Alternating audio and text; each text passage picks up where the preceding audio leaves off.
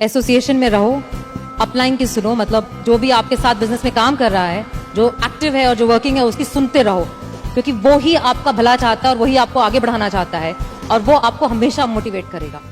हमारे बिजनेस में भी हम हमेशा कहते हैं डुप्लीकेट करना है, डुप्लीकेट करना। और बहुत सारे लोग इस बात को सोचते हैं, डुप्लीकेट का मतलब हरकतें, आपके एक्शंस, आपकी बात करने का तरीका, वो डुप्लीकेशन होता है। बट आपने बहुत खूबसूरत बात बोली कि डुप्लीकेशन कॉपी करना नहीं होता, एसोसिएशन करनी पड़ती है, प्रॉस्पेक्टिंग करनी पड़ती है, क्लोजिंग करनी पड़ती है, लाइन अप करना पड़ता है, बहुत कुछ करना पड़ता है। तो आपको कभी थकावट नहीं फील होती? आपको नहीं लगता कि यार मतलब मैं नवाज कहाँ चला गया, मैं एक्टर हो गया? थकावट उस काम से होती है जिसका शौक आपको नहीं होता। मुझे हमारे यहाँ जितने लोग यहाँ पे बैठे हैं ना नवाज, वो एक टर्म हम यूज करते हैं, अपलाइन डाउनलाइन। जो ऊपर वाला है वो अपलाइन है, जो नीचे वाला है वो डाउनलाइन है। और सारे डाउनलाइन माँ बाप की तरह समझते हैं अपलाइन को।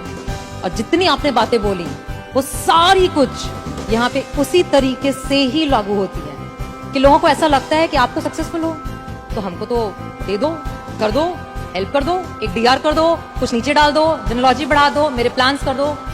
बट माँ बाप जो हम लोग हैं वो हर बार कहते हैं खुद करो, खुद सीखो, खुद समझो, खुद गिरो, खुद उठो। और जितने लोग यहाँ बैठे हैं वो बहुत बार गिर चुके हैं और हर बार उनको ये भी पता है कि गिरते हैं तो माँ बाप हमेशा होते हैं उठाने के लिए, बट गिरना जरूरी है। गिरना जरूरी, बिल्कुल बिल्कुल गिरना जरूरी है। कहते हैं ना कि फील्ड में रहोगे तो छक्का लगता है। क्रिकेट के हिसाब से देखें, पवेलियन में बैठ के थोड़ा ना छक्का लगता है, फील्ड में रह के छक्का लगता है। जैसे उसमें है, जब तक तोड़ेंगे नहीं तब तक छोड़ेंगे नहीं। लेकिन यहां चूंकि टीम है पूरी, तो आप सब टीम का फर्ज बनता है उस डायलॉग को इस तरीके से बोले, जब तक जोड़ेंगे नहीं तब तक छोड़ेंगे नहीं। तो ऐसे बहुत सारे यहाँ पे बैठे हैं जिन्हें अपने ऊपर डाउट है, जिन्हें ऐसा लगता है कि मैं कर पाऊंगा क्या, जिन्हें ऐसा लगता है कि शायद मुझ में अब उस बात की एबिलिटी नहीं है या मुझ में कुछ है नहीं, मैं कम हूं। और हम जब स्टेज पे आते हैं तो हमें देख करके लोगों को ऐसा लगता है, आपको देख के आज लोगों को ऐसा लगता है कि इसने तो कर लिया, मैं नहीं कर पाऊंगा। तो ऐसे लोगों को आप क्या कहना चाहेंगे?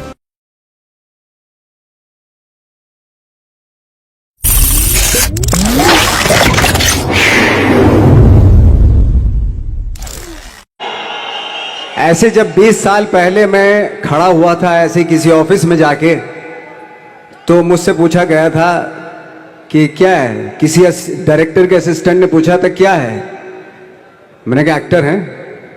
बोले दिखने से तो लगते नहीं हो एक्टर हो। तो क्या होता था कि इंडस्ट्री में हमेशा ये चलन था कि एक्टर हीरो जो होता है वो 6 फुट का होता है और गोरा होता है और लंबा चौड़ा बल्ले छल्ले होते हैं। मतलब हम तो बस ऐसे ही चले गए थे, ऐसा समझता था वो। और शिप्रा, मैं आपको यकीन दिलाना चाहता हूं इस चीज का कि मेरे खुद के रिश्तेदारों ने भी, जब मैंने उनसे इच्छा जाहिर की कि मैं एक्टर बनना चाहता हूं, तो उन्होंने भी मुझे डीमोरलाइज किया कि पहले शक्ल तो देख ले अपनी, क्योंकि 5 फुट का छोटा पतला दुबला सा आदमी, काला कलूटा। मुझे खुद को पता नहीं था कि इंडस्ट्री में मेरा क्या हाल होगा, बट एक जिद थी और हजारों लाखों, मतलब सालों साल से इंडस्ट्री में सिर्फ यही चलन था कि एक्टर तो, हीरो तो जो है ऐसा होता है। लेकिन इन सब ऑड सिचुएशंस के बावजूद भी गए। लेकिन एक चीज मेरे दिमाग में थी कि जो सब कर रहे हैं वो नहीं करना है, तो अलग क्या करूं, अलग क्या होना चाहिए। उसके लिए ट्रेनिंग की जरूरत थी, जो मैंने नेशनल स्कूल ऑफ ड्रामा में आके ट्रेनिंग ली। 3 साल मैंने एक्टिंग की पढ़ाई की वहां पे, और अपनी एक क्राफ्ट के बारे में समझा कि एक्चुअली इस पर्सनैलिटी में अगर मैं लोगों को इंप्रेस करना चाहता हूं, उसके लिए एजुकेशन की बहुत जरूरत है। या जो भी आप काम कर रहे हो उसमें क्राफ्ट, उसका एक्सपर्ट होना बहुत जरूरी होता है। ऐसे ही हवा में नहीं कि जैसा पहले होता था, अरे यार तो बहुत खूबसूरत दिखता, फिल्मों में जाके काम करना शुरू कर दे, ऐसा नहीं। किसी चीज को बारीकी से जानना, उसके लिए ट्रेनिंग की, एक्सपर्ट्स की, एक्सपीरियंस की जरूरत होती है। तो मैंने ट्रेनिंग ली नेशनल स्कूल ऑफ ड्रामा से, और 2000 में मैं पहुंच गया मुंबई। पहुंचने के बाद जब हम किसी ऑफिस में जाते थे, आई थिंक उससे पहले चलन नहीं था बिल्कुल भी। हम लोग गए, जैसे मैंने बताया कि ऑफिस में खड़े हो के भाई हम एक्टर हैं, काम दोगे क्या? तो बोले पहले हुलिया तो देख अपना तू। तो ये हर बार सुनने के लिए मिलता था, और वो बात भी सही थी, क्योंकि उससे पहले कभी कोई आपने देखा नहीं होगा कोई इतना बड़ा, कोई इतनी सी पर्सनैलिटी का 5 फुट 6 इंच का आदमी, पतला दुबला सा मरियल सा, कि कभी ये इस तरह के लोग एक्टर भी बन सकते हैं, हीरो भी बन सकते हैं, स्टार भी बन सकते हैं, ऐसा चलन था ही नहीं। मैं कॉन्फिडेंट था बिकॉज ऑफ माई ट्रेनिंग। मैंने ट्रेनिंग ली थी और अपनी क्राफ्ट के बारे में बहुत अच्छे से जानता था मैं, और उस चीज का सिर्फ कॉन्फिडेंस था मुझे कि आज नहीं तो कल, कल नहीं तो परसों, या 10 साल या 20 साल या 30 साल, 30 साल के बाद नंबर जरूर आएगा मेरा। मैंने कभी भी अपने को टारगेट नहीं किया, टारगेट नहीं दिया मैंने कि अगर 2 साल ट्राई करके देखता हूं, उसमें अगर हो गया तो ठीक है, वरना कोई दूसरा फील्ड अपना लूंगा, ऐसा कभी नहीं। जिस चीज का पैशन होता है, जज्बा होता है, अगर आप दिल से चाह लो ना, तो पूरी दुनिया झुक जाती है उसके ऊपर। उसको पूरा करने के लिए पूरी कायनात एक हो जाती है कि इस आदमी की जिद के लिए, इस आदमी की जिद के आगे झुकना पड़ेगा, और पूरी दुनिया झुकती है आपकी जिद के आगे। लेकिन आपको जिद्दी होना पड़ता है, आपको बहुत सारे सेक्रीफाइस भी करने पड़ते हैं, क्योंकि ये आपने चाहा है। परीक्षा देनी पड़ती है आपको, जितना बड़ा इम्तिहान होगा उतनी बड़ी परीक्षा भी देनी पड़ेगी। आसान काम नहीं है। छोटे छोटे टारगेट बनाएंगे तो छोटों में ही निपटारा हो जाएगा। हमेशा अपने आप को टारगेट बढ़ा दो। तो उसके लिए हमेशा अपने आप को अनकंफर्ट जोन में डालो, कि जो इम्पॉसिबल है उसको पॉसिबल करने की शिद्दत, पैशन आपके अंदर होना चाहिए, वो हो जाता है। आज जो दुनिया में इतने सारे एक्सपेरिमेंट हुए हैं, ये सिर्फ इसी बिना पे हुए हैं, पागलपन के जरिए ही हुए हैं ये सारे एक्सपेरिमेंट। एक मैंने कहीं सुना था कि जब आप एक्सपेरिमेंट करते हैं तो फेलियर भी होते हैं, कई बार फेलियर होते हैं। कोई एक एक्सपेरिमेंट करने के लिए, कोई एक चीज करने के लिए बहुत बार हमने भी झेला है, बहुत बार फेलियर हुए हम लोग। लेकिन एटलीस्ट हमें इतने सारे फेलियर होने से इतने तरीके पता चले कि इन तरीकों से सक्सेस नहीं मिल सकती। फॉर एग्जाम्पल, एडिसन ने जब बल्ब का आविष्कार किया तो 100 बार एक्सपेरिमेंट किए अपनी जिंदगी में। 100 बार एक्सपेरिमेंट करने के बाद जब उसको पता चला कि अरे फॉर्मूला तो ये था बल्ब बनाने का, तो एटलीस्ट उसके साथ साथ उसको ये भी पता चला कि 100 जो तरीके हैं, 100 तरीकों से बल्ब नहीं बनता, ये भी पता चला उन फेलियर्स में उसको।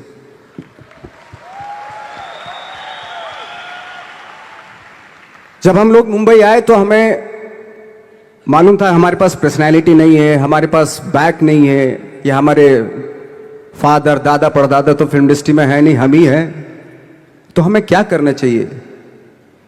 इसलिए लोगों के बीच में घुसे रहते थे, आम लोगों के बीच में घुसे रहते थे, उनका एक्सपीरियंस सुनते थे, उनको ऑब्जर्व करते थे। तो आई थिंक मेरे पास 15 साल तक, 10-12 साल तक कोई काम नहीं था। जैसे आपने बताया कि बहुत ही 10-10 सेकंड के रोल करके घर में आके बैठ जाता, पूरे साल खाली बैठे रहते थे हम लोग। लेकिन एक चीज थी कि लोगों के बीच में रहते थे। लोगों के बीच में रहने से ये एहसास हुआ हमें कि तरह तरह के लोग हैं, लेकिन हमारी इंडस्ट्री में सिर्फ एक ही तरह की एक्टिंग होती है। हजारों करोड़ों लोग हैं इस दुनिया में, लेकिन एक्टिंग सिर्फ एक ही तरीके से होती है हमारे यहां। तो मुझे लगा यार, ये मैं तो ट्रेन भी हूं, मुझसे अपनी आर्ट भी आती है, और हजारों लोगों को मैं ऑब्जर्व भी कर रहा हूं, तो ये तो सबसे अच्छा सूत्र है। इससे तो मैं बहुत कुछ कर जाऊंगा। तो जब ये सूत्र पता चला मुझे कि अब मैं ये जो हजारों लोगों को मैंने ऑब्जर्व किया है, अब जब भी मुझे कोई रोल मिलेगा उन्हीं में से वो एक इंसान होगा। उसी में वो बाला साहब ठाकरे होंगे, उसी में मंटो होगा, उसी में गणेश गायतोंडे होगा, उसी में फैजल खान होगा, उसी में माजूमदार साहब होंगे। तो इस तरह के, ये कब हुआ जब हमने लोगों को ऑब्जर्व करना शुरू किया, लोगों के बीच में रहे, मैं 15 साल के बाद जो मेरी लाइफ थी जिसमें खाने तक को नहीं मिलता था, अब फॉर्चुनेट अपने आप को समझने लगा था कि थैंक गॉड कि मुझे ऐसे ऐसे लोगों के बीच में मुझे रहने का मौका मिला। तो कभी भी आई थिंक मुझे लगता है कि कभी भी जब आप स्ट्रगल कर रहे होते हैं ना, वो एक मौका होता है आपके पास, वो एक चांस होता है आपके पास कि कैसे उसमें आप अपना ऑब्जर्वेशन, एक्सपीरियंस, जब आपको काम मिलेगा वो उसमें लगाएंगे आप। तो मेरी लाइफ बहुत ही, आज जब मैं सोचता हूं कि यार ये तो बहुत ही अच्छा हुआ, तो जो 15, 10, 12 साल मैंने बिना काम के गुजारे, जो लोगों के बीच में रहा था मैं, आज वो काम आ रहा है मेरे। जहां जरा सा कोई कैरेक्टर मिलता है तो आदमी इसलिए कनेक्ट करता है उनसे कि उनको लगता है कि यार ये तो मेरे पड़ोस का ही, आसपास का ही ये बंदा है। मैंने देखे हैं इस तरह के लोग। आई थिंक यही हमारी सबसे बड़ी जीत है एज एन एक्टर।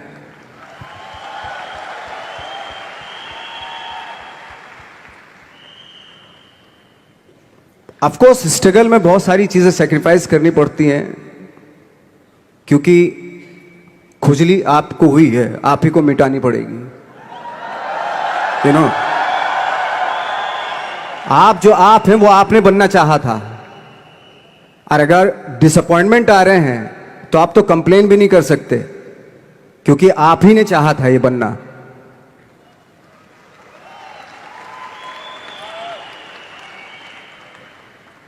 तो बस यही था कि 10-12 साल तक मैंने सोचा था, 10-12 साल जब स्ट्रगल हो गए तो मेरे बहुत ज़्यादा वो भी हुआ कि यार छोड़ के चले जाते हैं, कुछ काम मिल नहीं रहा, क्या हो रहा है कुछ पता नहीं, आई डोंट नो मिल पाएगा या नहीं मिल पाएगा।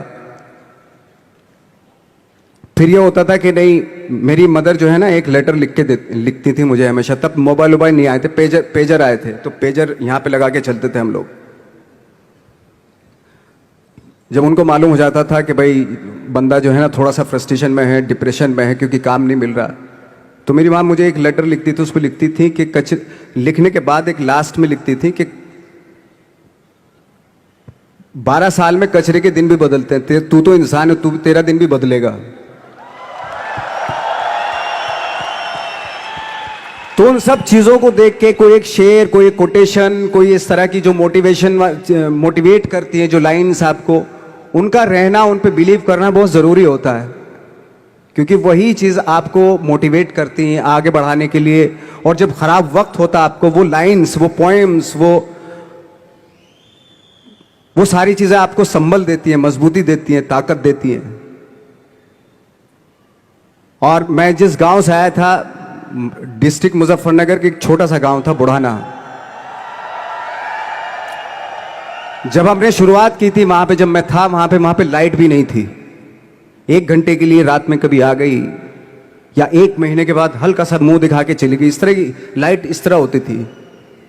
वही लैंप में पढ़ना स्टार्ट किया, लैंप। तो छोटे से गांव से आने के बावजूद फिर दिल्ली मतलब छोटा सा, उससे बड़ा शहर भी हमें ऐसा लगता था पता नहीं क्या है, मतलब डर लगता था। मैं जब मुंबई में आया था तो मैं 15 दिन तो घर से बाहर ही नहीं निकला था, क्योंकि इतनी स्पीड देख रहा था मैं कि इतनी स्पीड में तो हम चल ही नहीं पाएंगे, इस शहर के साथ शायद हम कनेक्ट नहीं कर पाएंगे बिल्कुल भी। तो इस तरह के डर थे। लेकिन ऐसी जगह पे आ गए थे कि अब जाना भी मुश्किल था। तो मतलब वापस नहीं जा सकते थे, वापस इसलिए नहीं जा सकते थे कि बहुत सारे डर थे। वापस अगर चले गए तो थिएटर के जो मेरे दोस्त थे वो बोलते, क्यों भाई वापस आ गए तुम भी, जैसे बहुत सारे लोग वापस आ रहे तो तुम भी वापस आ गए, चलो लग जाओ ठीक है। गांव में इसलिए नहीं जाता था अपने कि जो पहले ही बोलते थे वो लोग कि शक्ल तो देख ले, फिर हार के उनके सामने चला गया तो क्या बोलेंगे वो तो वही बोलेंगे कि हमने तो पहले मना किया था कि मत जाओ, क्या सूरज शक्ल थोड़ा ही थी तुम्हारी स्टार बनने की, एक्टर बनने की। तो ये बहुत सारे डर थे जिसकी वजह से मैं अपने ना तो गांव जाता था, ना जहां से ट्रेनिंग ली थी दिल्ली से, ना वहां जाता था। मैंने जो भी है मरना जीना मुंबई में ही होगा। रही बात सक्सेस की, सक्सेस अगर 30 साल बाद भी मिलेगी उसके लिए भी मतलब तैयार रहना चाहिए। सक्सेस की कोई डेट नहीं होती, कोई तारीख नहीं होती, कोई टारगेट नहीं होता कि इतने ही दिनों में मिल जाएगी। इंसान का काम होता है, आई थिंक मुझे लगता है कि मेरे हिसाब से मुझे लगता है कि लाइफ ना हमेशा अपने आप को लाइफ में पुश करते रहो और पैशन के साथ जिस भी आप काम में हो, जो भी आप काम कर रहे हैं उसमें पैशन के साथ लगे रहना बहुत ज़रूरी होता है। क्योंकि पैशन से क्या होता है, जिस भी आप फील्ड में होते हैं उसकी डिटेलिंग्स मिलनी शुरू होती है। जैसे जब आप समंदर में देखते हैं, समंदर की जब गोता मारते हैं, नीचे जाते हैं तो आपको एक धीरे धीरे बहुत कुछ दिखाई देना शुरू। ऐसी आपका भी फील्ड है, कोई भी हर फील्ड ऐसा ही होता है, उसमें असीम संभावनाएं होती हैं, इतनी पॉसिबिलिटीज होती हैं कि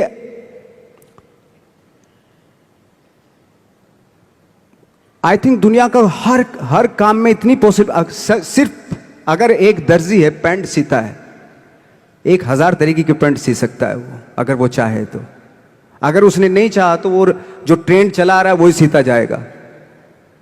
लेकिन अगर उसने चाह लिया कि मैं ऐसा कुछ करता हूं तो 1000 तरीके की पैंट उसी में 1000 तरीके की सी देगा वो पैंट। ऐसे हर फील्ड में पॉसिबिलिटीज बहुत होती हैं और एक परफेक्शन होता है। फॉर एग्जाम्पल जैसे हम लोगों ने ट्रेनिंग इसलिए ली कि परफेक्शन आ जाए अपने काम में। जैसे एक मैंने एग्जाम्पल सुना था कि ये छोटी छोटी चीजें जो मैं बता रहा हूं, ये चूंकि मैंने बचपन में सुनी थी, उन पे उन्हीं को अपनी लाइफ बना के आगे बढ़ा तो आज यहां पे हूं। इसलिए वो छोटी छोटी चीजें बहुत काम आती हैं, उनको सुनना बहुत जरूरी होता है इंसान के लिए। बताते हैं कि एक बहुत बड़े, पता नहीं ये सच है झूठ है, मुझे नहीं इतना ज्यादा नहीं मालूम, बट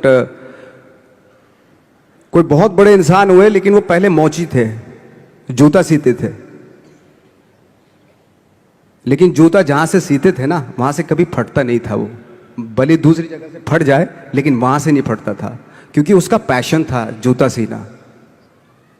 काम भले ही वो है वो, लेकिन उस काम में भी उनका पैशन है। तो इसी वजह से वो इतने पॉपुलर होते चले गए कि यार जूता फट गया लेकिन सिलवाना वहीं जाके है, क्योंकि वहां अगर उन्होंने सी दिया वहां पे, जिंदगी भर वहां से जूता नहीं फटेगा।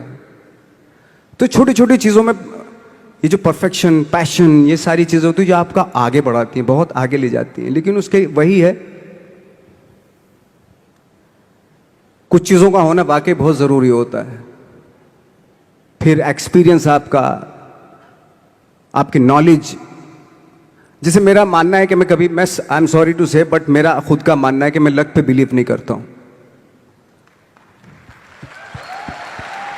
मेरे सामने आज तक मेरे सामने लकीली कोई चीज नहीं हुई कि मैं लकीली यहां तक पहुंच गया। आज जो आप प्रोमो देख रहे थे, जो क्लिपिंग्स देख रहे थे मेरी, मैं लकीली नहीं पहुंचा हूं यहां पे। मैंने उसके लिए मेहनत की है, मैंने उसके लिए नॉलेज इकट्ठी की है, मैंने उसके लिए ट्रेनिंग ली है। अगर लक पे डिपेंड करता ना मैं, तो अपने एक रूम में रहता, देखते हैं यार लक जब होगा तो हो जाएगा, ऐसे थोड़े ना होता है। बाला साहब ठाकरे का जब मैंने रोल किया तो वो लकीली नहीं हो गया। उसके लिए 1 महीना में पहले हारमोनियम पे बैठा मैं कि बाला साहब कहां से बोलते हैं, उनका सुर क्या है, उनका टेक्सचर क्या है, उनकी वॉइस का, उनकी वॉक कैसे है, वो चलते कैसे हैं, उनका वेट किस चीज पे ज्यादा डिपेंड करता है। हर आदमी का जो वेट होता है, किसी का थाइज पे होता है, किसी का फुट पे होता है, किसी का बट पे होता है वेट, किसी का कमर पे होता है। हर आदमी का एक वेट शिफ्ट करने का एक अलग तरीका होता है। तो हम लोग इतनी डिटेल में जाते थे कि बाड़ा साहब किन चीजों पे वेट कर रख के चलते हैं, ऐसे चलते हैं, कोई या तो ऐसे चलते हैं या ऐसे चलते हैं, ये इस तरह की बहुत सारी डिटेल होती है। जब आप जाते हैं तो बहुत सारी चीजें पता चलते हैं। मेरे सामने इतने चैलेंज थे जब मैं बाला साहब का रोल कर रहा था, तो वो मिमिक्री भी नहीं होनी चाहिए, कॉपी भी ना हो। जैसे अमूमन अक्सर होता है जब हमारे यहाँ बायोग्राफी की जाती है तो हम कॉपी कर देते हैं उसकी। कॉपी करना मतलब अगर हम किसी की कॉपी कर रहे हैं या मिमिक्री कर रहे हैं तो वो वीकनेस समझी जाती है कि आप वीक एक्टर हो। और ये बात मुझे बहुत पहले समझ में आ गई थी जब मैं ट्रेनिंग ले रहा था। मैं ट्रेनिंग के फायदे बता रहा हूँ आपको। जब मैं ट्रेनिंग ले रहा था ये हमें तभी समझ में आ गया था। और प्रिपरेशन के वक्त बाला साहब की प्रिपरेशन के टाइम पे कि मैंने कि इसकी मिमिक्री नहीं होनी, बाला साहब की मिमिक्री नहीं होनी चाहिए, ना कॉपी होनी चाहिए, और लगना भी चाहिए कि बाला साहब ठाकरे हैं।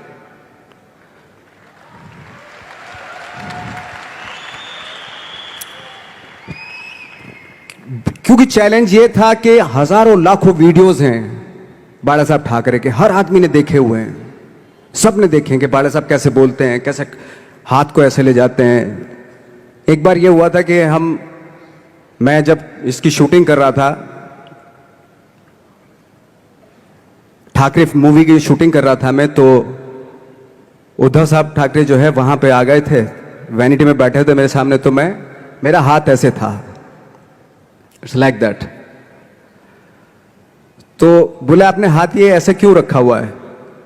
मैंने उनका हमेशा ऐसे ही रहता था हाथ, तो और यही वो क्या होता था, वो सिगार पीते थे, और सिगार ऐसे पिया जाता है कुछ ऐसे, और इसलिए उनका हाथ हमेशा नॉर्मली भी रहता था, तो ऐसे रहता था, और यहीं से जब स्पीच देते थे यहीं से ये जाता था, जो उनका सिग्नेचर वो जेस्चर था।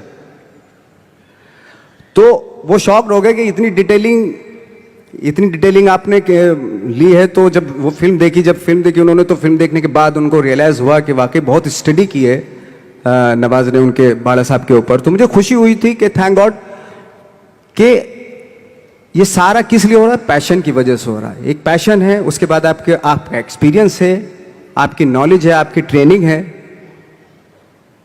उससे ये सारी चीजें निकलती हैं।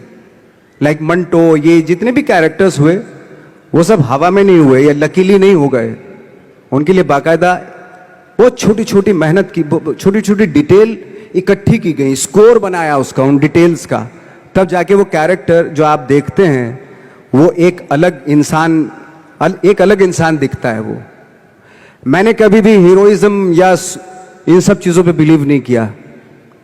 जब आज मुझे बोलते हैं कि तुम तो स्टार हो, मैं सच आज भी मुझे यकीन नहीं होता कि मैं स्टार हूं। मुझे लगता है कि मैं एक्टर ही हूं, और मैं आज भी ढूंढने की कोशिश कर रहा हूं, नई नई डिटेल्स ढूंढने की कोशिश कर रहा हूं कैरेक्टर्स की।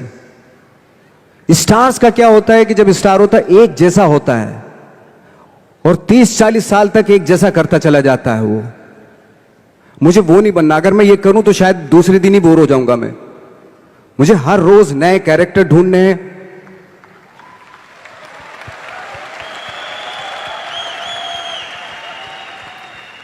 लोगों के बीच में रहना है, क्योंकि लोगों ये बीच में रहने से बहुत सारी चीजें मिलती हैं। मैंने एक रोल किया था लंच बॉक्स में, पता नहीं कितने लोगों ने देखी वो फिल्म, मुझे नहीं मालूम।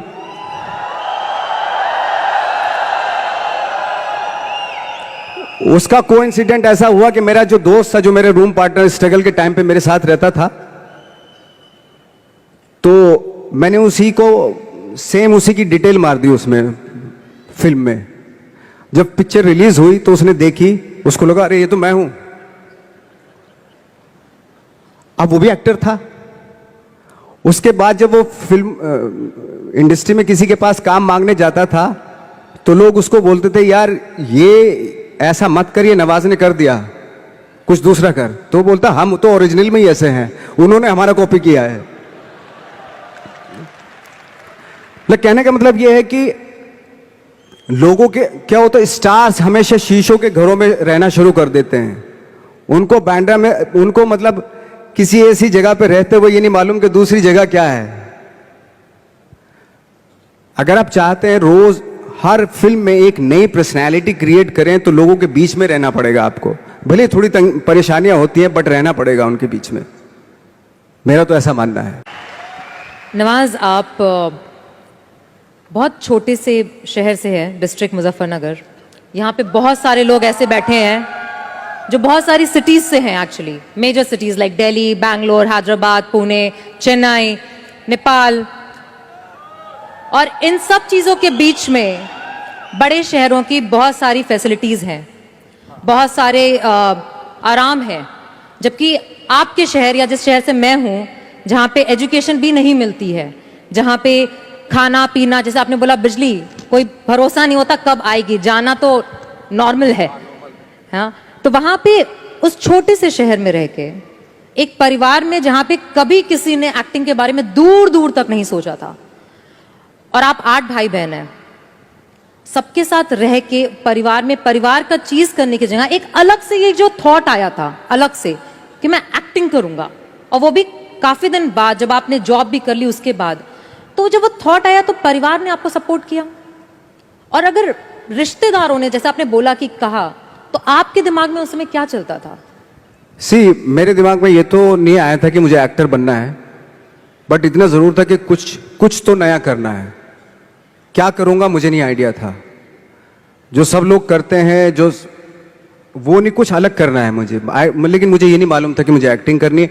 और इसीलिए मुझे लगता है आज जब मैं सोचता हूं कि अगर मैं किसी भी फील्ड में होता, एक्टिंग के अलावा किसी भी फील्ड में होता, तो मैं एक्सपेरिमेंटल जरूर होता।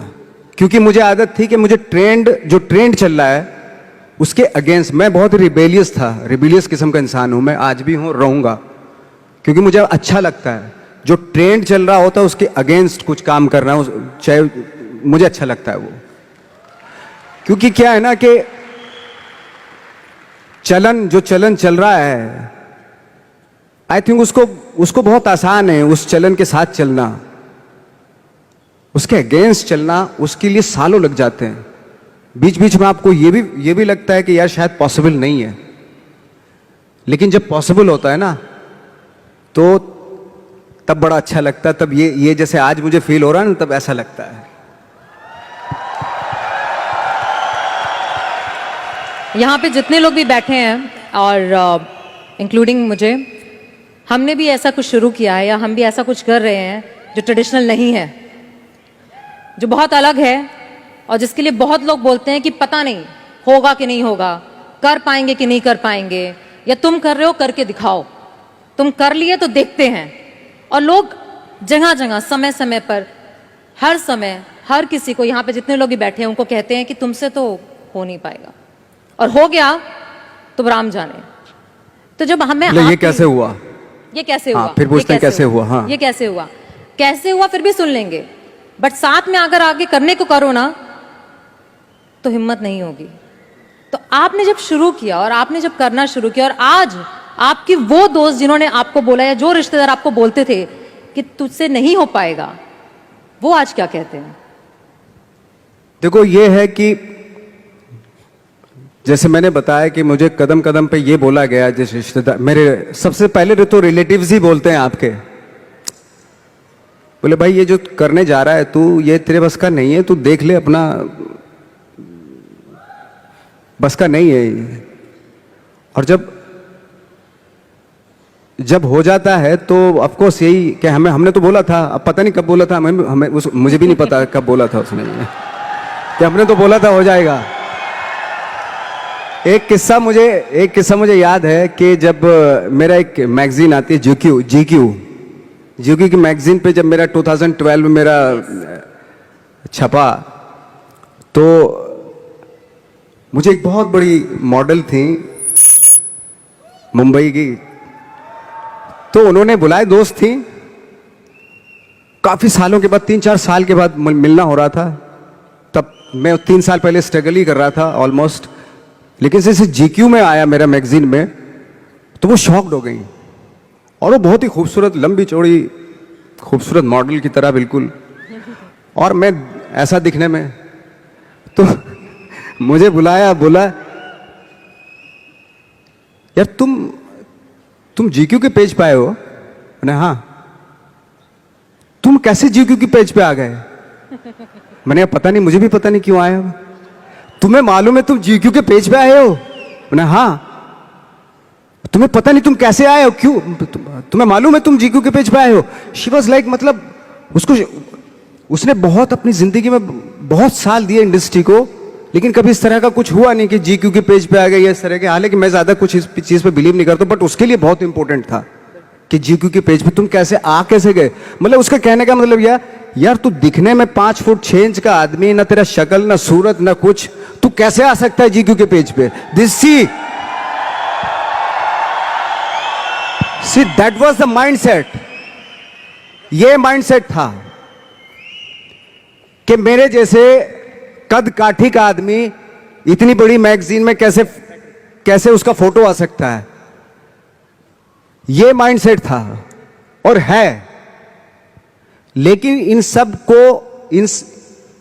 इन सब के ऊपर आप तब उठते हैं जब जब आप क्राफ्ट जानते हैं, अपना काम जानते हैं। हम लोग अपना काम जानते थे, हम लोगों को अपनी चीजें मालूम थी, क्योंकि हमने उसको वक्त दिया था, हमने उसको टाइम दिया था, अपनी क्राफ्ट को, अपनी चीजों को, अपनी ट्रेनिंग को टाइम दिया था, इसलिए ये सारी चीजें पॉसिबल हुई। यहाँ पे जितने भी लोग बैठे हैं, जैसे आपने बोला कि ट्रेनिंग बहुत ज़रूरी है, और आप काफ़ी बार इस बात को मेंशन करते हैं कि ट्रेनिंग समझना, अपने क्राफ्टमैनशिप को समझ के करना बहुत ज़रूरी है। हमारे अंदर भी एक कल्चर है जिसमें हम कहते हैं कि साथ में बैठना, रहना, जैसे आपने बोला साथ में रहना बहुत ज़रूरी है, तो हम हमेशा कहते हैं एसोसिएशन में रहना ज़रूरी है। अच्छी तालीम पाने की तरह हम कहते हैं कि अपने बिजनेस को समझना, उसके अच्छे और उसकी बुराइयों को जानना बहुत ज़रूरी है। और शायद आज ये मैजिक ट्रेनिंग में आपको इसलिए बुलाया है बिकॉज इनको भी यही ट्रेनिंग दी जा रही है कि विश्वास करो अपने सपने पे, लगे रहो, दिक्कतें आएंगी, बट समझो और समझ के जब करोगे तो एंड में सक्सेस जरूर मिलेगी। इस पूरी जर्नी में आपके, जब आपको कभी भी ऐसा फील नहीं हुआ कि बहुत हो गया, सफलता नहीं मिल रही है, लोग आगे पीछे, शायद कोई आगे बढ़ रहा था, जैसे आपने बताया कि आप पहले ऐसे माहौल में रहते थे जहां पे लोगों को एक्टिंग के लिए मिल जाते थे और आपको नहीं मिल रहा था, तो कभी छोड़ने का दिल नहीं किया आपको कि छोड़ देता हूं, कुछ और कर लेता हूं? और लोगों ने बोला होगा जरूर, छोड़ दो, कुछ और कर लो, क्योंकि यहाँ पे बैठे हुए बहुत सारे लोगों को ये बोला जाता है कि बहुत आसान है छोड़ना, छोड़ दो, नौकरी तो है, करते रहो, बिजनेस क्यों करना है? इसके लिए आप क्या कहना चाहेंगे? आई थिंक सबसे आसान काम है, जैसे आपने बताया, नौकरी करना तो सबसे आसान काम है, लेकिन खुद से क्रिएट करना कोई चीज, वो वाकई बहुत डिफिकल्ट है।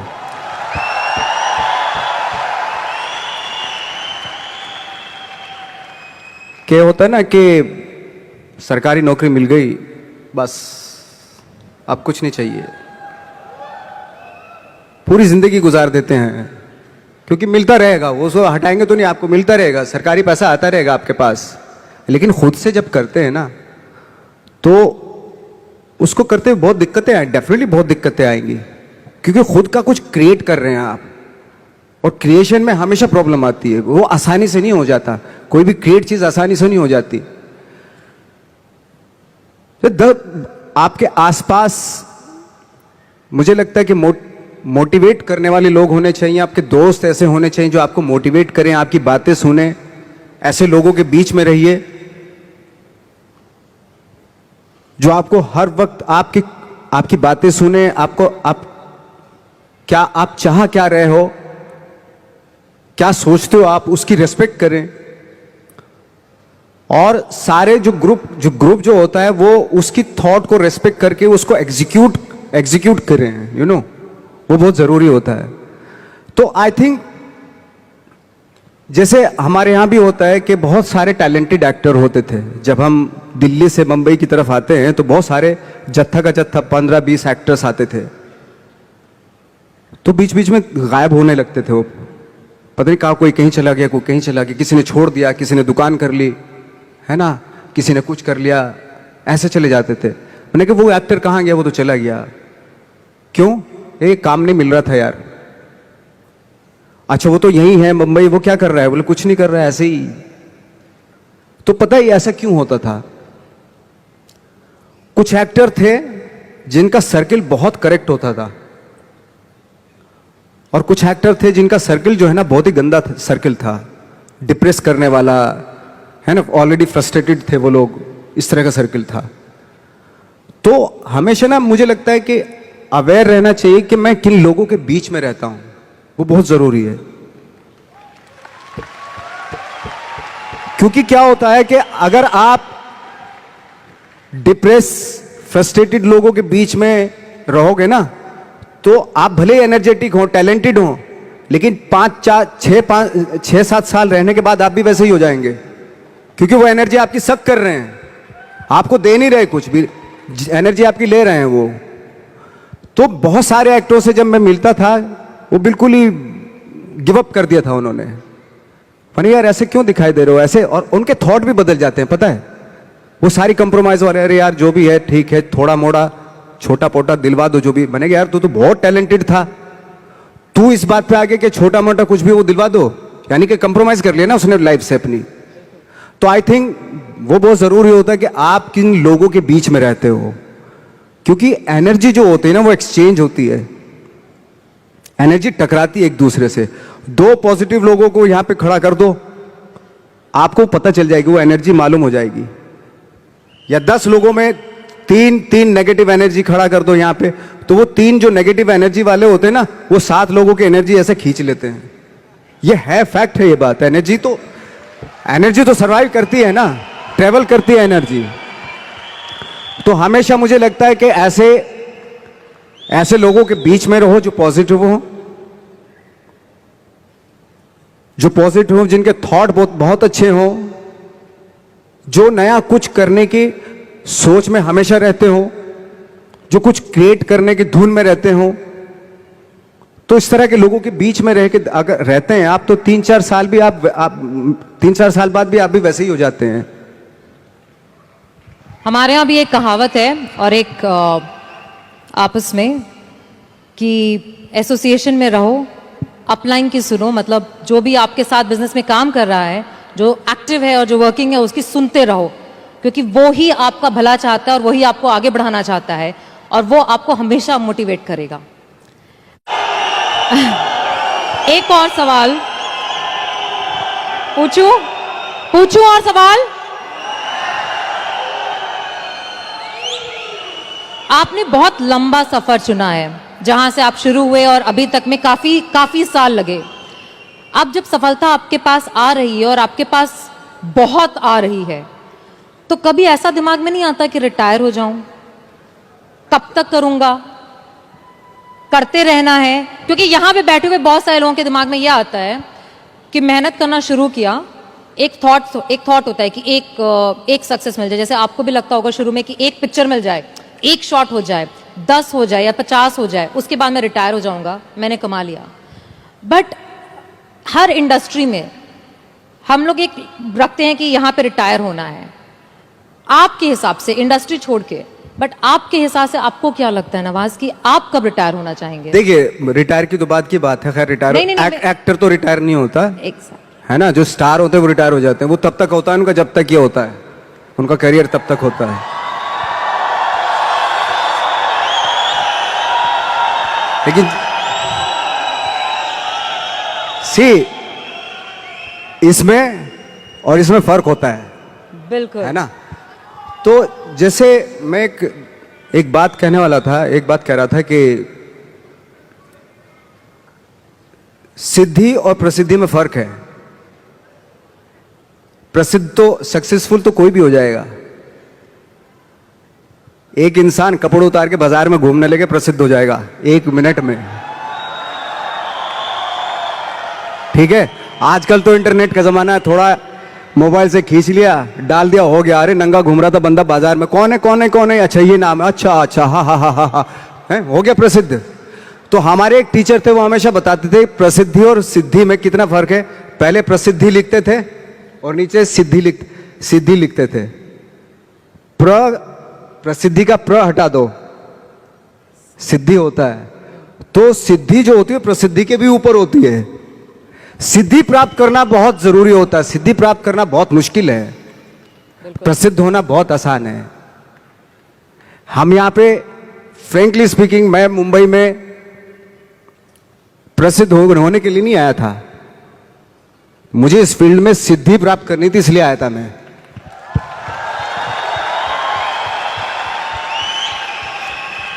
प्रसिद्धि आज आपके पास है, कल को उनके पास होगी तो इसको भूल जाएंगे, परसों उसके पास होगी, दोनों को भूल जाएंगे। लेकिन जिसके पास सिद्धि होगी ना, उसको आप कभी नहीं भूल सकते। आप जो भी काम कर रहे हैं, अगर उसमें आपका पैशन है, जज्बा है, उसमें आपका मैडनेस है, तो वो सिद्धि आपको मिलेगी। गौतम बुद्ध ने भी इतना टाइम दिया था वो सिद्धि प्राप्त करने के लिए। तो सिद्धि प्राप्त करना बहुत जरूरी होता है। वो बिरले ही होते हैं, मतलब। और ये पॉसिबल है कि आपको अपने फील्ड में आप सिद्धि प्राप्त कर सकते हैं। लेकिन उसके लिए वही फिर वो पैशन, वो ऑनेस्टी, वो बहुत सारे एलिमेंट है जो जरूरी होते हैं। इनफैक्ट मैंने बहुत सारे आपके इंटरव्यूज देखे थे जहाँ पे मैंने एक कॉमन चीज़ पाई कि आप हमेशा ये बात कहते हैं कि मैं जो रोल करता हूँ, मैं जो काम करता हूँ, मैं उसमें जाके घुस के उसको बनना नहीं चाहता हूँ। जैसे आपने अभी बोला ठाकरे जी का रोल करते वक्त आपको ऐसा महसूस हुआ कि मुझे उनको कॉपी नहीं करना था, बट मुझे उनको समझना था, उनकी जिंदगी को जीना था और उसे दर्शाना था। हमारे बिजनेस में भी हम हमेशा कहते हैं डुप्लीकेट करना है, डुप्लीकेट करना, और बहुत सारे लोग इस बात को सोचते हैं। डुप्लीकेट का मतलब हरकतें, आपके एक्शंस, आपकी बात करने का तरीका, वो डुप्लीकेशन होता है। बट आपने बहुत खूबसूरत बात बोली कि डुप्लीकेशन कॉपी करना नहीं होता, डुप्लीकेशन समझना होता है। तो आप मतलब आपके हिसाब से आपका सबसे बड़ा इंस्पिरेशन, जिसको आप देख करके हमेशा कहते हैं कि इससे मुझे इंस्पिरेशन मिलती है, जब आपने शुरू किया था, वो कौन था? मैं सच बताऊं, मैंने बहुत सारे इंटरव्यूज में ये भी बोला है कि इंस्पायर होने के लिए जरूरी नहीं कि बहुत बड़े बड़े लोगों को देखें आप। इंस्पायर तो आप अपने गांव में जो एक गणित का टीचर होता है ना, उससे भी इंस्पायर हो सकते हैं आप। मैं बहुत से ऐसे आम लोगों से इंस्पायर हुआ हूं जिनका परफेक्शन था, भले ही वो कोई भी काम कर रहे हो, लेकिन उसमें उसका परफेक्शन होता था, वो ऑटोमेटिकली होता था। उसके पीछे आई डोंट नो उसकी क्या क्या थॉट था। फॉर एग्जाम्पल, मेरे यहाँ पे एक मैकेनिक था, मैं सच बता रहा हूं, उसको इतनी नॉलेज थी उसमें अपने काम में कि वो दूर से गाड़ी चलती हुई गाड़ी को ना बता देता था कि उसमें ये प्रॉब्लम है। बॉनेट खोलता था, सबसे पहले हाथ उसी इंस्ट्रूमेंट पे जाता, उसी अपरेटस पे जाता था उसका, जहां प्रॉब्लम होती थी। ऐसे हाथ किया और ठीक हो गई गाड़ी। तो ये मैंने सोचा यार ये तेरे अंदर ये क्या खास बात है, ऐसे तू कैसे सोच लेता है? कि उसने बताया, नवाज भाई मैं रात में सोता हूं ना तो भी पुर्जों के बारे में सोचता हूं मैं, यू नो। तो जरूरी नहीं है कि आप इंस्पायर जो है वो बहुत बड़े बड़े लोगों से ही हों। छोटे छोटे, अगर आप गौर से देखेंगे ना, आपके आसपास ही बहुत सारे लोग ऐसे रहते हैं जो अपने काम में परफेक्ट होते हैं, परफेक्शन होता है उनके अपने काम में। जरूरत है आपको अपना दिमाग खोलने की। सब कुछ यहीं पड़ा हुआ है, आप ही को क्रिएट करना है। मटेरियल्स यहीं है, कंपोनेंट्स यहीं पे पड़े हुए हैं। कहीं जाके दूसरे शहर से, दूसरी कंट्री से नहीं लेके आना है, यहीं पड़े हुए, आपके आसपास ही बिखरे हुए हैं। ये आपकी अवेयरनेस पे डिपेंड करता है कि जो आपके पास पड़ी हुई वो चीजें हैं, उनसे आप क्या क्रिएट करते हो, या आपको डिस्कवर करना है। एक्चुअली मुझे ऐसा लगता है। टीम है ड्रीम, चेंज, इंस्पायर, और हम सब लोग बैठ के बात कर रहे थे और हमको ये लग रहा था कि अगर ये थीम सूट करता है ना, तो वो बहुत कुछ आप पे सूट करता है। बिकॉज आपने एक सपना देखा, आपने बदलाव लाने और दिखाने की चाहत रखी, और आज आप इस स्टेज पे नहीं, दुनिया के बहुत बड़े स्टेजों पे खड़े होके हर एक एक्टर को इंस्पायर कर रहे हैं। और आज यहाँ पे जितने लोग हैं वो इसलिए हैं क्योंकि वो भी आपसे वो इंस्पिरेशन देख करके, समझ करके, इस बात से जब वापस जाएंगे तो सिर्फ ये जानना चाहते हैं कि नवाजुद्दीन सिद्दीकी, जिन्होंने सारे चैलेंजेस देखे और सफलता इतनी पाई है, जो बहुत, जैसे कहते हैं ना, आप कह रहे थे कि मैं 5 फुट 6 इंच गोरा नहीं, बट बहुत सारे गोरे और बहुत सारे 6 फुट लोगों ने कभी सोचा भी नहीं होगा जो इन्होंने पाया है। एंड तो ऐसे बहुत सारे यहां पे बैठे हैं जिन्हें अपने ऊपर डाउट है, जिन्हें ऐसा लगता है कि मैं कर पाऊंगा क्या, जिन्हें ऐसा लगता है कि शायद मुझ में अब उस बात की एबिलिटी नहीं है, या मुझ में कुछ है नहीं, मैं कम हूं। और हम जब स्टेज पे आते हैं तो हमें देख करके लोगों को ऐसा लगता है, आपको देख के आज लोगों को ऐसा लगता है कि इसने तो कर लिया, मैं नहीं कर पाऊंगा। तो ऐसे लोगों को आप क्या कहना चाहेंगे? उसने वो कर लिया जो उसको करना था, है ना। आपको वो करना है जो आपको करना है। अगर आप ये सोचेंगे कि उसने जो उसको करना था उसने कर लिया, अब मैं क्या करूं, तो फिर तो आप कुछ नहीं कर पाएंगे, क्योंकि आप तो फॉलो उसी को कर रहे हो। बिल्कुल। आपको खुद की अपनी आवाज सुननी पड़ेगी एक्चुअली। मैं क्या करना चाहता हूं, इस मामले में बहुत ही इंडिविजुअल होना पड़ेगा, बहुत ही प्राइवेट होना पड़ेगा आपको कि मैं क्या करना चाहता हूं, मेरे क्या थॉट है, मेरे क्या ड्रीम्स हैं। पहले तो सपने देखने पड़ेंगे आपको, और सपने में भी कंजूसी नहीं करनी चाहिए।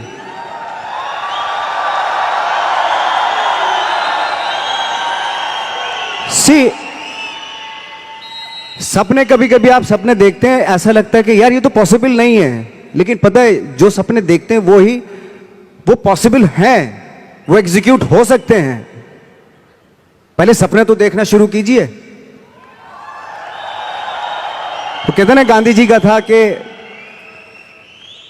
गांधी जी का था ना, एक कोटेशन था कि वो सपने वो होते हैं जो आपको सोने नहीं देते, दिन में भी हैं, वो उस तरह का था ना कि एपीजे अब्दुल कलाम ने कहा था कि dreams are not those which you see when you sleep, but dreams are those which does not allow you to sleep. Exactly.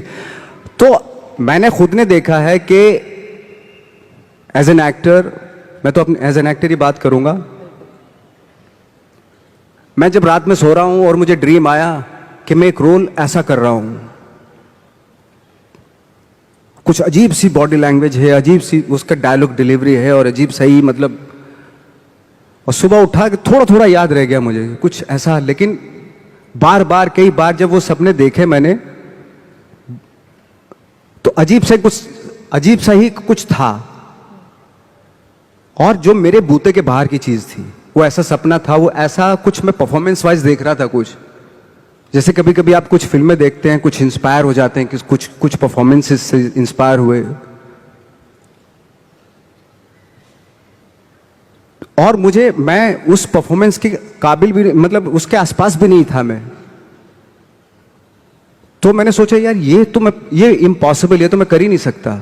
और जब मैं उठ के करना शुरू किया, मैंने जो मैंने सपना देखा था वो एग्जीक्यूट करने की कोशिश की, तो बहुत ही भोंडापन सा हो रहा था उसमें, बहुत ही अजीब सा लग रहा था। मैं खुद ही घबरा गया अपने आप से, मैं क्या कर रहा हूं। बट यू नो, बार बार उसी चीज को, जो मैंने सपना देखा था, उसी को बार बार एग्जीक्यूट करने की कोशिश करता रहा। बाद में after long time I realised कि मैं उसके जैसा करने लगा हूं, मतलब जो मैंने सपना देखा था, यू नो। बिल्कुल। कभी कभी आपने देखा होगा, ये भी एक सपना ही था, यार मैं उड़ जाता हूं चलो आज, है ना, सपना, ये फैंटेसी थी। कभी सोचा होगा कि किसी ने, कोई सोच भी नहीं सकता था, वो भी एक सपना ही था ना। आज लोग चले जाते हैं ना, एक दूसरी कंट्री से उड़ के चले जाते हैं, ये भी सपना ही था, किसी का सपना ही था। ये सारे सपने थे एक्चुअली, जो आज एग्जीक्यूट हो रहे हैं, कुछ सालों के बाद एग्जीक्यूट हो, हजारों सालों के बाद एग्जीक्यूट होते होते चले गए। तो सपना देखना जरूरी है, और एब्सर्ड सा सपना देखना और भी जरूरी होता है। सपना कैसा भी देखना जरूरी होता है। क्यों? क्योंकि उसमें पॉसिबिलिटी होती है। जितना एब्सर्ड सा, अजीब सा सपना देखेंगे, आई थिंक उस पे जब आप फोकस करेंगे ना, तो आई थिंक वो बहुत ही खूबसूरत चीज होती है। वो साधारण सपना देख लिया तो ठीक है, सो के वो तो कोई भी देख लेता है साधारण सपना। मैं कहता हूं असाधारण सपना देखना चाहिए, क्योंकि सपना, असाधारण सपना वो तभी आएगा जब आप असाधारण सोच के होंगे।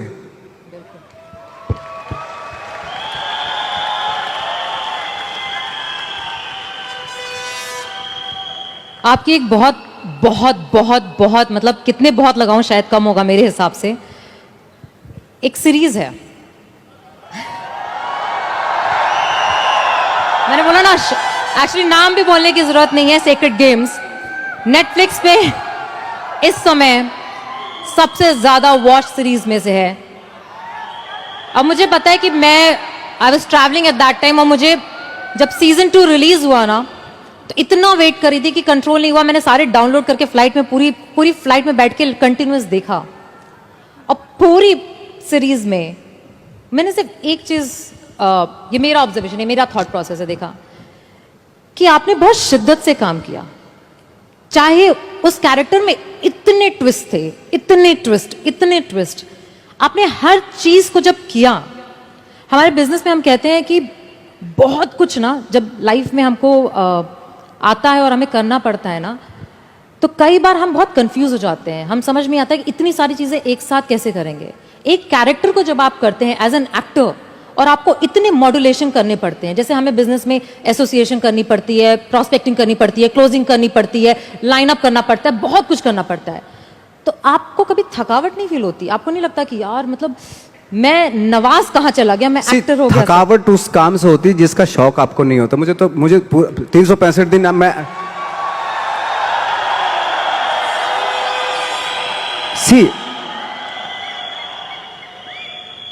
मेरे साथ मेरा अनूप आया, वो जानता है मैं साल में ट्रैवलिंग को छोड़ के, अगर ट्रैवलिंग नहीं कर रहा तो मैं 300 दिन शूटिंग करता हूं। बाकी जो 65 डेज है ना वो ट्रैवलिंग के होते हैं। अगर ट्रैवलिंग के भी ना होना, मैं 365 डेज जो है ना शूटिंग ही करता रहूं। मुझे इतना शौक है एक्चुअली। बिल्कुल। मेरा ये एक मैडनेस है मेरे पास है, और थैंक गॉड मुझे उसमें बहुत सारे लोग बोलते हैं, मेरी प्रॉब्लम भी होती है एक्चुअली कि यार क्या है, आप सिर्फ यही करते रहते हो, यही कुछ थोड़ा सा बाहर जाओ, घूमो फिरो, है ना, ऐसा होता है, बहुत सारे लोग बोलते हैं। तो मुझे लगता है यार ये मैंने तो यही चाहा था ना, यही पैशन था ना मेरा, और यही मौका मिल रहा है मुझे, करने का मौका मिल रहा है, तो इससे मैं बोर कैसे हो सकता हूं? अगर 365 डेज मुझे काम, पूरे 12 के 12 महीने आप यही करवाते रहे, तो इसी का तो शौक है मुझे। बिल्कुल। ये छोड़ के मैं कहीं और जा ही नहीं सकता एक्चुअली। अगर किसी को मुझे सजा देनी है तो मुझे एक्टिंग करवाना बंद करवा दे, तो मैं खुद ही ऐसे ही मतलब खत्म हो जाऊंगा। तो मेरा शौक है ये, और वो शौक जो है ना, वो आपका जो शौक होता है, जब वो पैशन बन जाता है ना, तो वो आपकी लाइफ हो जाती है। तो आपकी लाइफ ना, जो ना तो किसी सक्सेस की मोहताज होती है। अगर आज मुझे फिल्मों में काम मिलना बंद हो गया तो मैं थिएटर करना शुरू कर दूंगा। वो बंद हो गया, मैं 2 लोगों को ले जाके यहां पे एक नाटक कर दूंगा, स्ट्रीट प्लेस करना शुरू कर दूंगा, क्योंकि वो मेरा पैशन है। मैं मोहताज नहीं हूं कैमरे का, है ना। मैं 2 लोगों को, 10 लोगों को लेके यहीं पे कुछ इंप्रोवाइज करना शुरू कर दूंगा, यहीं कुछ एक नाटक बना लूंगा और सबको इनवाइट कर लूंगा, आ जाओ भाई हमने एक प्ले किया, आ जाओ देखो ना कुछ पैसे तो दे के जाएंगे ना आप, भले 1-1 रुपया दे के जाएं।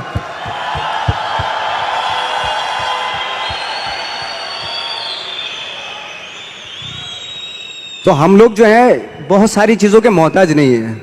अगर छोड़ भी देंगे ना तब भी हम अपना, कहते हैं ना कि वो एक होता है कि एक किसी को आप रेगिस्तान में भी छोड़ दो, वो बिजनेस, एक कौम होती है जो बिजनेस करती है, बिजनेसमैन, ओके, अगर उनको रेगिस्तान में भी छोड़ दो कि वहां पे भी बिजनेस कर लेंगे वो। बिल्कुल। मुझे लगता क्योंकि उनकी रग रग में होता है वो, उनके ब्लड में होता है वो। जो भी आप काम करें, वो काम आपके बाकी ब्लड में होना बहुत जरूरी है, उसके लिए मैडनेस होना बहुत जरूरी है। आई थिंक यहां बैठे 10,000 लोगों के दिल में भी कुछ मैडनेस है।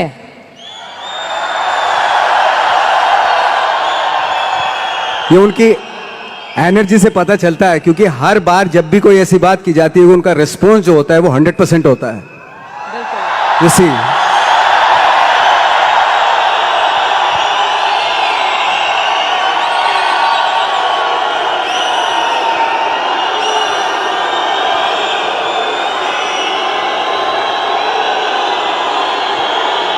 It's really wonderful energy, I'm telling you. Beautiful energy.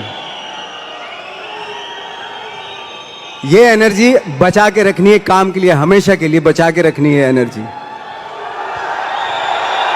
जब मैं तो इतने, हम लोगों का था कि इतने बेशरम हो गए थे हम लोग, जब बोलते थे ना हमसे कि यार मुश्किल है, हम तो मैंने कि बेशरम बनना पड़ता है, बहुत जरूरी है। कहाँ जाएगी सक्सेस? सक्सेस के लिए ना बेशरम बनना पड़ता है। ऐसा बन जाओ कि सक्सेस भी शर्मा जाए।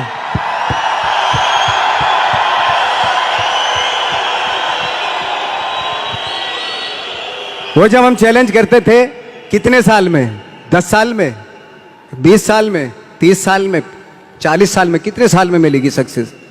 हम तो रेडी थे। मैं 40 साल तक भी स्ट्रगल करता रहता अगर नहीं मिलता मुझे। मेरे अंदर तो वो पैशन था।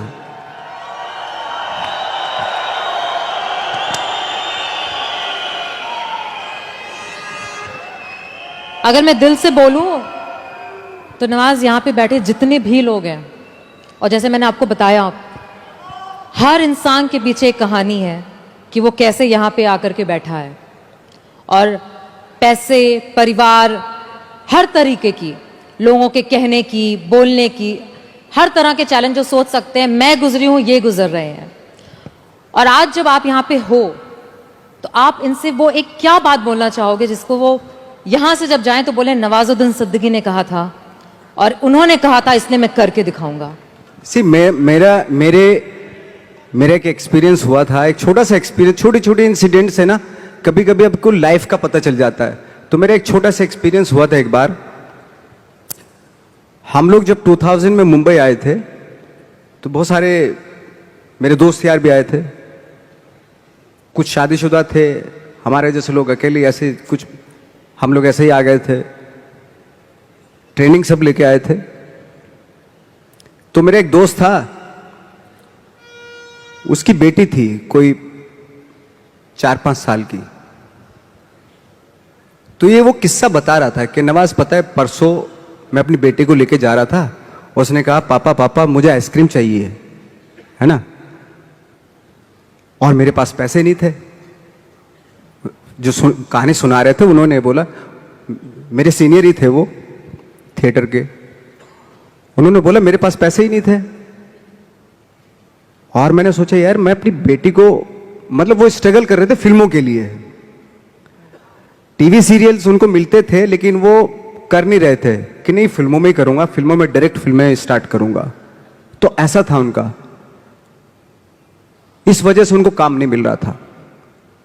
तो उनकी बेटी ने जब बोला पापा पापा मुझे आइसक्रीम चाहिए, तो जब उन्होंने बोला कि बेटा मेरे पास पैसे ही नहीं है, तो नवाज उस दिन मैंने सोचा कि भाड़ में जाए टीवी सिनेमा या वो, मैं टीवी करूंगा लेकिन अपनी बेटी को जब भी बोलेगी आइसक्रीम खिलाऊंगा, है। बट द थिंग इज, सी, मैंने बोला दादा, मेरे सीनियर थे, बोले दादा अगर मेरी बेटी होती, वो भी 4-5 साल की है, मैं उसको आइसक्रीम ना लेके देता। और मैं जो ये, अगर मैंने सोच रखा था कि मैं टीवी नहीं करूंगा तो मैं टीवी ना करता, और अगर मेरी बेटी उस वक्त पे मुझसे आइसक्रीम आती तो मैं उसको आइसक्रीम ना खिलाता, थोड़ा बहला लेता मैं उसको, तो आइसक्रीम भूल जाती वो। और ये, लेकिन मैं करता वही जो मेरा पैशन था। सी, बहुत बड़ी बात है। दुनिया में कोई भी माँ बाप ऐसा नहीं जो अपने बच्चों से प्यार ना करता हो, बिल्कुल। लेकिन आपका जो पैशन है, आप अपने पैशन से जब आप उसको अचीव करते हो ना, जब आपकी बेटी बड़ी होती है, तब वो जो फक्र महसूस करती, गर्व महसूस करती है ना, उसकी बात कुछ हो रहा है। अभी वो 5 साल की, मैंने बोला अभी वो 5 साल की, मेरी बेटी अगर होती मैं उसको बहला देता। यू नो, चार्ली चैपलिन का किस्सा आपने सुना होगा कि बहुत सारे भाई बहन थे वो, तो भूख लगती थी उनको, है ना, खाने वाने को कुछ होता नहीं था। तो उनकी जो मदर क्या करती थी, जब भूख लगती तो बच्चे माँ के पास आते थे, मामा भूख लगी है ये वो सब, तो उनकी मदर क्या करती थी, उनकी मम्मा क्या करती थी, जो विंडो थी उनमें सबको एंगेज कर लेती थी। वो देख सामने जो आ रहा है, देख कैसे चल रहा है, वो कैसे बात कर रहा है, वो देख हा हा हा हा हा, कैसे देख कैसे गिर गया, वो केले के छिल पे फिसल गया, वो सबको दिखाती थी। उसमें पूरा दिन बीत जाता, लोगों बच्चे जो थे भूल जाते थे खाना खाया कि नहीं आज। तो मुझे लगता है कि शायद वहीं से जन्म लिया था चार्ली चैपलिन ने। बिल्कुल, चार्ली चैपलिन ने जन्म ले लिया था, बट जो चार्ली चैपलिन बना वो वहां से बना था एक्चुअली। तो मेरे कहने का मतलब ये कि ठीक है, बच्चा है, बच्चे को तो आप संभाल सकते हो, तो बहला सकते हो, खाना खिला सकते हो, आइसक्रीम की जगह आज खाना खिला सकते हो, लेकिन बच्चे के लिए उस जिद के लिए, उसकी उस जिद के लिए आप कंप्रोमाइज करें, ऐसा मैं नहीं मानता। मुझे नहीं लगता कि वो आप अपने पैशन से कंप्रोमाइज करें। बच्चे को खाना खाना जरूरी है उस एज में, आइसक्रीम भले ही ना खिलाओ। बहुत सारे बच्चे हैं दुनिया में जो खाना खाने के लिए तरसते हैं। बिल्कुल।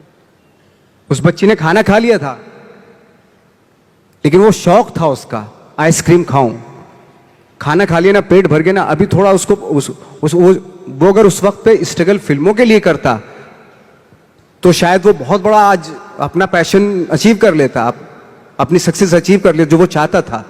लेकिन उसने वो बच्ची की जिद पे कि मुझे आइसक्रीम चाहिए, उस पर कंप्रोमाइज कर लिया उसने कि नहीं मैं अब टीवी सीरियल भाड़ में जाए कोई भी काम मैं करके आऊंगा, लेकिन मैं अपनी बच्ची को आइसक्रीम खिलाऊंगा। बच्चे की जिद, बच्चों के छोटे छोटे शौक होते हैं, अगर उनको आप पूरा करने पे आ गए ना तो फिर वो तो चलते चलते बोले पापा ये मुझे खिलौना दिलवा दो, अभी ये दिलवाओ, अभी ये दिलवाओ। उसकी आदत पड़ गई अगर ऐसी तो वो फिर तो आपको आप भूल जाओ, फिर वो पूरी दुनिया के खिलौने उसको चाहिए होते हैं। लेकिन एक टाइम पे आपको बोलना पड़ता है बच्चे को भी, अभी चुप हो जा, अभी बहुत हो गए खिलौने।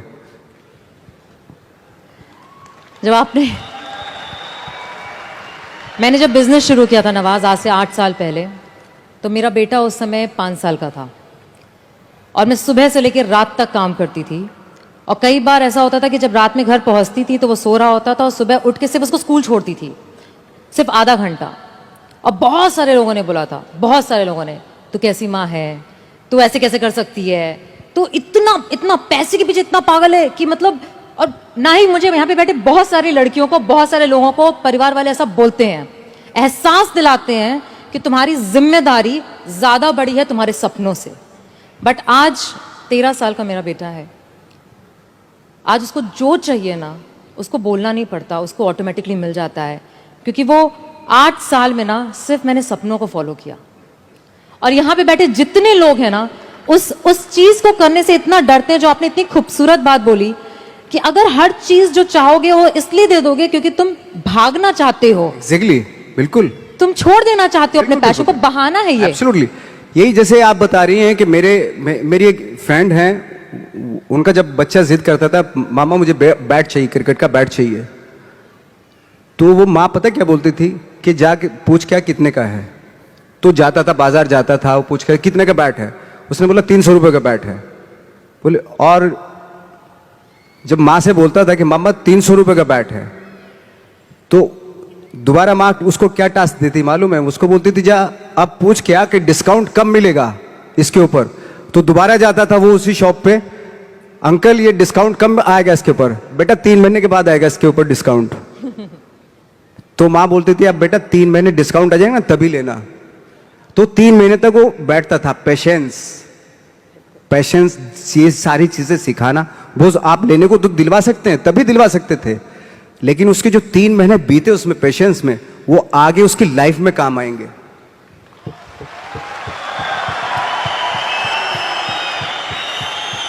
वो कहते हैं ना कि सक्सेस जब मिल जाती है और बहुत पैसा आ जाता है आपके पास, तो अपने बच्चों के शौक पूरे करने लगते हैं आप।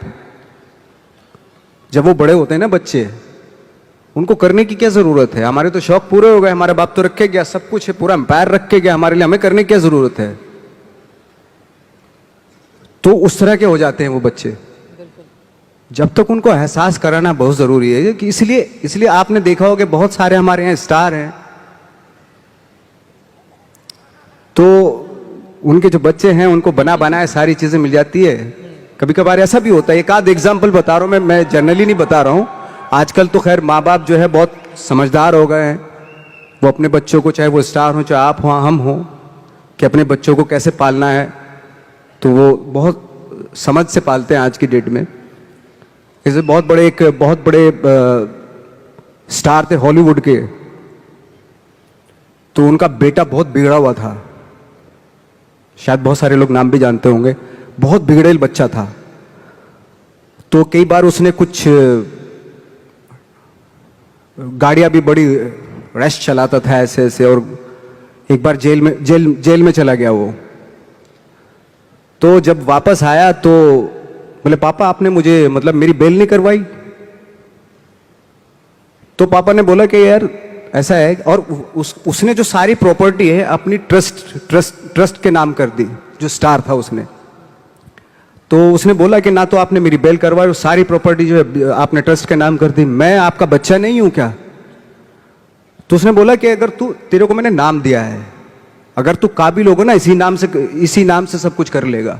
अगर मैं सोच के तुझे पैसा दूंगा क्योंकि तू काबिल नहीं है, मैं जितना भी पैसा तुझे दूंगा ना वो भी बर्बाद कर देगा तू, अगर काबिल होगा तो अब खुद ही क्रिएट कर लेगा सारी चीजें।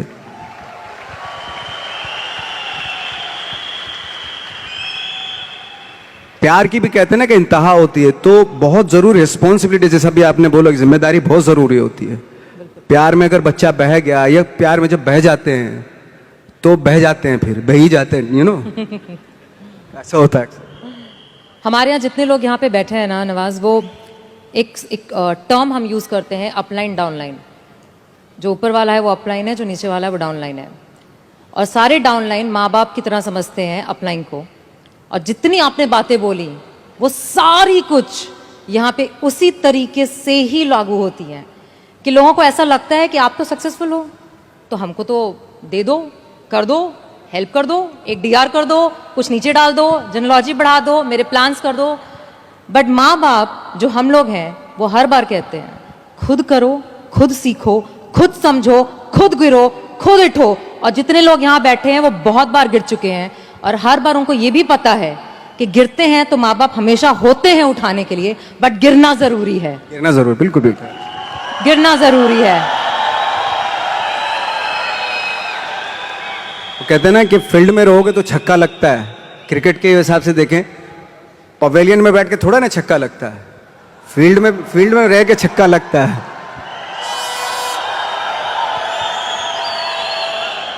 एक बहुत ही खूबसूरत मूवी में काम किया था जो वन ऑफ माय, मतलब जिन्होंने बिजनेस में मुझे पाला पोसा बड़ा किया है, उनकी फेवरेट है the mountain man. The mountain man, mountain माझी, द माउंटेन माझी। हाँ, एंड उन्होंने हमेशा उस कहानी को बहुत बहुत सुनाया है हम सबको। और उसमें आपका एक डायलॉग है। हाँ, उसमें डायलॉग मैं बता देता हूं आपको, लेकिन यहाँ पे कुछ और लागू होता है। जैसे उसमें है, जब तक तोड़ेंगे नहीं तब तक छोड़ेंगे नहीं।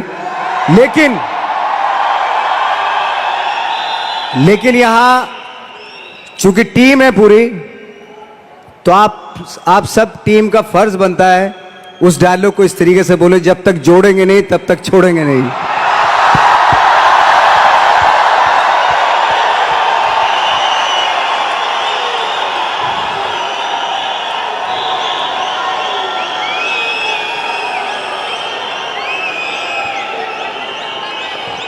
तोड़ने से पहाड़ टूटता है, फिल्म में ये था, लेकिन आपके जुड़ने से पहाड़ बनता है, ये सच है।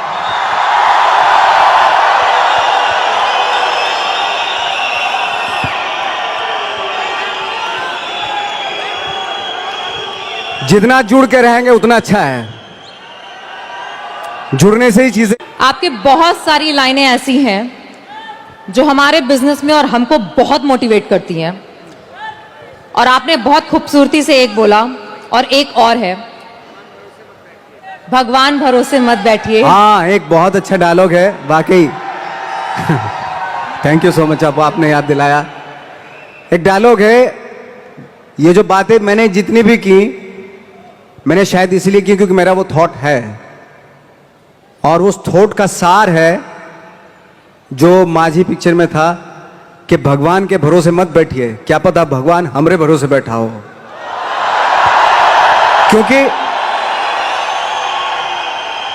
क्योंकि भगवान भी वेट करता है, भगवान वेट करता है, ये खड़ा होके कुछ करेगा तो मैं इसका साथ दूंगा। घर में लेटे लेटे रूम में भगवान भी साथ नहीं देता उसका। जब आप पक्का इरादा करते हैं और घर से निकलते हैं, सोचते हैं कि वाकई कुछ करना है, तभी भगवान साथ देता है। जो घर में घुसे रहते हैं उनका भगवान कभी साथ नहीं देता।